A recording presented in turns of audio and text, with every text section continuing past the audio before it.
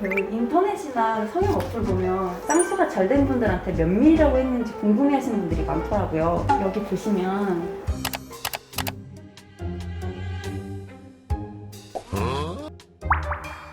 쌍꺼풀 높이에 따라 하면 원하는 쌍꺼풀 라인과 비슷해지는데 도움이 될까요? 네, 이 질문은 사실 실제 상담 때 가장 많이 받는 질문이기도 합니다. 안녕하십니까. 아몬드 성형외과 원장 박동건입니다. 아몬드. 많은 환자분들이 연예인 사진을 갖고 오시거나 자기 친구분들 인플루언서 사진을 갖고 오면서 비슷한 라인을 되게 원하시는 경우들이 있습니다. 근데 여러 명의 사람이 동일한 연예인의 사진을 갖고 온다 해도 만들어야 되는 쌍꺼풀의 높이는 사람마다 다릅니다. 그래서 오늘은 최적의 쌍꺼풀을 만들기 위한 라인이 얼마이고 어떻게 고려해야 되는지 알아보도록 하겠습니다.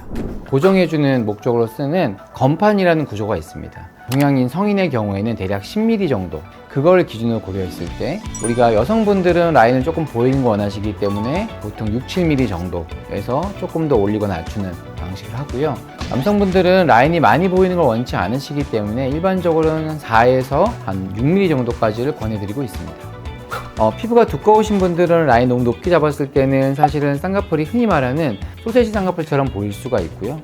반면에 피부가 좀 얇거나 안구가 돌출된 분들은 라인을 높게 잡아도 소시지처럼 보이지 않는 경향이 있습니다. 하지만 그렇다고 라인을 너무 높게 잡았을 때 너무 쌍꺼풀이 과하게 크거나 너무 위쪽에서 폴드가 잡혀서 오히려 눈 뜨는 걸 방해해서 졸린 눈처럼 보이는 경우들이 있을 수 있습니다. 따라서 쌍꺼풀을 결정하는 요인 중에 중요한 것이 환자분이 가지고 있는 피부, 지금의 눈의 상태입니다. 이런 것들을 같이 고려해서 환자분이 원하시는 이상적인 라인을 만들 수 있습니다. 우선은 일반적으로 라인은 이제 낮을 때는 쌍꺼풀이 속눈썹만 겨우 보이는 속쌍꺼풀처럼 보이게 되고요. 거기서 라인을 올리면 한국 사람들은 몽고주름이 있기 때문에 인라인처럼 보이는 경향이 있습니다. 거기서 더 올라가면 앞쪽에 몽고주름이 가리고 있는 부분이 보여지면서 인아웃 라인이 됐다가 세미아웃, 아웃라인 순으로 라인이 바뀌게 되죠. 따라서 라인이 커질수록 쌍꺼풀의 형태는 점점 인아웃에서 아웃라인 형태로 가게 되는 거고, 라인을 낮출수록 인라인에서 속눈썹만 살짝 보이는 속쌍꺼풀처럼 라인이 만들어집니다.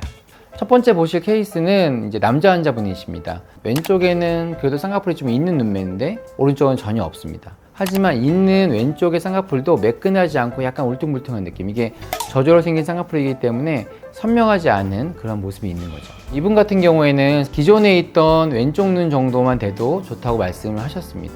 쌍꺼풀을 만드는 게 목적이라기보다는 대칭을 만드는 게 목적이고, 쌍꺼풀이 없어 보이는 오른쪽 눈이 약간 무서운 인상처럼 보인다고 해서 그걸 개선시키기 위해서 하셨고요. 그래서 이분의 경우에 최적의 쌍꺼풀은 본인이 원하셨던 것은 대칭을 맞추면서 인상이 밝아지는 거였기 때문에 라인을 크게 만들기보다는 양쪽의 라인을 자연착으로 동일하게 만들고, 대칭이 되면서 쌍꺼풀 라인이 매끈해져서 느끼한 인상보다는 선명한 인상을 갖게 되었습니다.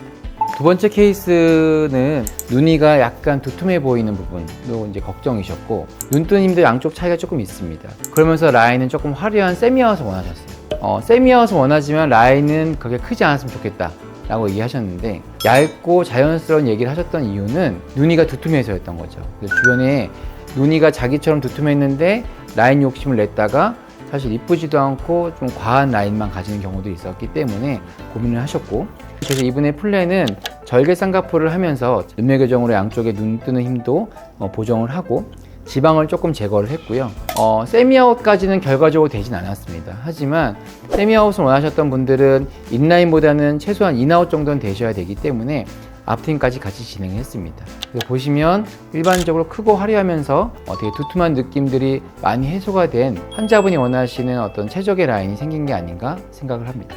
자, 세 번째 보실 케이스는 사실 재수술 케이스입니다. 10년 전에 절개를 하셨다가 이번에는 결과부터 말씀을 드리면 자연유착으로 라인을 좀 높인 케이스입니다. 수술이 풀리거나 비대칭을 만든 것이 아니고 10년이라는 시간이 지나면서 쌍꺼풀이 작아진 거죠. 예전 눈처럼 조금 크고 화려한 눈이 되길 원하셨는데 10년 전에 절개를 했기 때문에 재수술을 다시 절개를 해야 되는 거 아닌가 걱정하셨습니다. 하지만 이전 수술이 워낙 잘 돼 있는 상태에서 라인만 조금 올려주는 수술들은 자연유착 간단히 진행할 수 있습니다. 보시는 것처럼 라인이 전반적으로 매끈하게 잘 보이면서 쌍꺼풀이 좀 더 화려한 라인이 됐습니다. 그래서 이분 같은 경우에는 간단한 수술로 본인이 원했던 10년 전에 자기의 최적의 눈에 가까운 눈이 간단하게 되었습니다. 네, 맞습니다. 사실은 정도의 차이가 있지만 노화가 되면서 보통은 피부가 덮이게 되죠. 그래서 이런 경우에는 쌍꺼풀 라인을 간단하게 올림으로써 간단하게 재수술을 할 수 있습니다. 그렇다고 나중에 피부가 내려올 걸 생각해서 사실은 쌍꺼풀 디자인을 잡을 때 본인이 원하는 것보다 크게 잡기 원하시는 분들이 계십니다.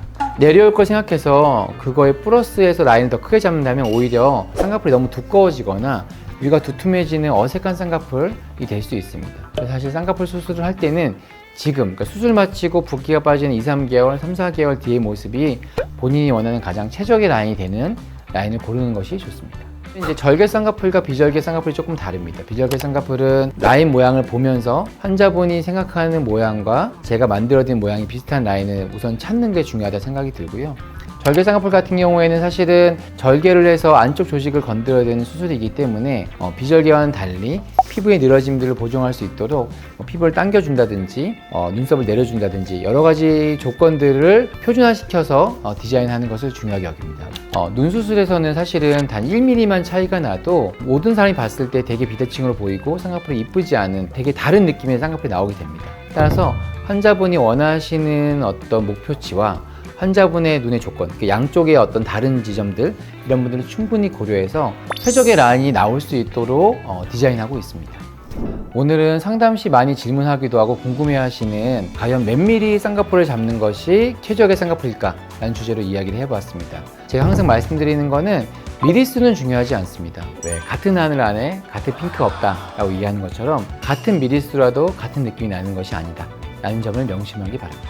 지금까지 아몬드 성형외과 박동건이었습니다.